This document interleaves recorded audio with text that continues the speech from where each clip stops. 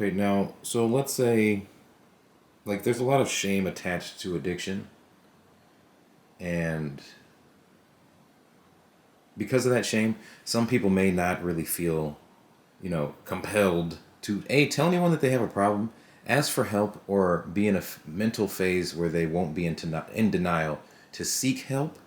So for those people who are able to see this video and want to maybe try it on their own at first, what would you honestly suggest for people who may feel shame or any guilt?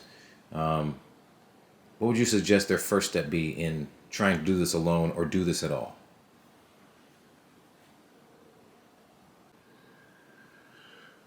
You have to get to the point where I had to get to the point where, like, surrender.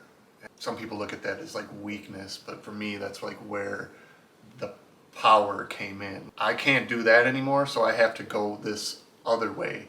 And like, there is programs, there is centers, therapy will help you. And like, because nothing changes if nothing changes. Like, really, like, you take the drugs and alcohol out of me, like, if you don't change your way of thinking, the people you hang out with, your daily habits, routines, thoughts, actions, beliefs on, like, you have to undergo a total transformation. Everything in my life was like wrapped around and tied into this sickness of addiction. And now, like, everything in my life is tied into recovery and in tune. Like, I'm a better person at work, I'm a better person in my family, I help my friend, I'm a nicer person as I go throughout the world in general, driving, everything.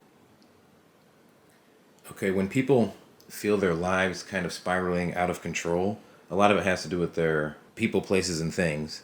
What would you say people may not understand about changing their lifestyle? Like, how does changing your lifestyle affect your sobriety? It has everything to do with it, because the world you're living in, those people, as you get older, those people aren't going to change. They don't want any, they want to take from you. That's it. Like, they're not your friends anymore. They're just like this thing being controlled by the same thing you're on. And so you can't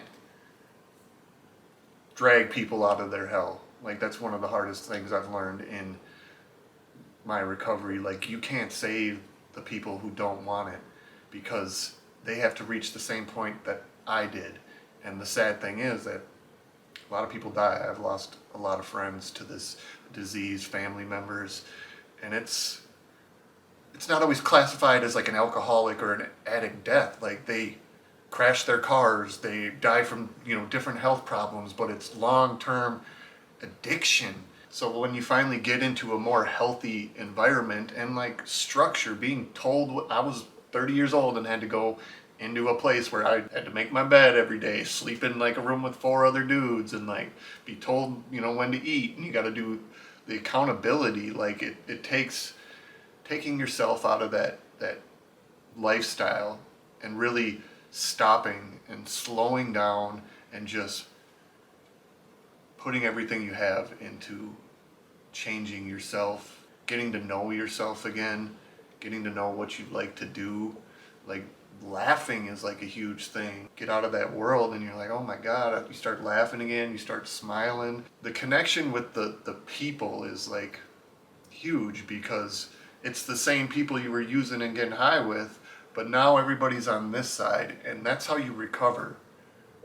There's nobody, like I said, you can't pay anybody for it. It's given away to you by the same person you were using and getting high with, and like, it doesn't cost anything. Okay, now a lot of people are in the position where their life is a normal occurrence, even if they feel that something might be out of place. Is there any advice you would have for a person trying to start their own path or go a different path? The deterring factors from that, or do you have any advice to motivate them to go forward out of their normal to maybe achieve, a higher place for themselves? You're going to have to look at all areas of your life. There's like a saying that I like, because I don't do stuff perfectly. I've had to make changes. A wise man has problems. A foolish man has patterns. What patterns do you have in your life? Women, unhealthy relationships, that's been a huge one for me. I've had to break up with girls like because it was terrible. But you know, family, if you have to separate yourself from that situation where you live, like this stuff, you're going to have to make hard decisions based on what is best for you. And I wasn't good at doing that. And that's where you talk to people. That's where you sit and reflect on things instead of just making those spur of the moment decisions and reactions. And those are the things that get me in trouble when I don't like slow down and really take some time and think about like where I'm trying to go. But yeah, man, like you're gonna have to leave people behind. Like I said, there's people who don't want it. There's people who don't want to see you get sober. They want you to come back and like whatever, and you have to stay out of places that you used to go to. Like I can go to bars nowadays. Do I want to be? No, because like I can go into those places and you know I can still have that thought. Yeah, this is fun or whatever. Like maybe I can have just one. And no, man. So replace things with healthier things. Like the gym is a huge thing for me. Books, podcasts, a meditation practice, going places in this world, nature. Like I've had some of the biggest peaceful aha moments in like the forest or like just out of my comfort zone, man. So being sober is cool. It is fun. That's like the message I want to put out to people. Like, just because you're getting not using drugs anymore doesn't mean you can have fun. You just have to become okay with yourself. There's a freedom that comes with it, and it's not going to happen like that, you know.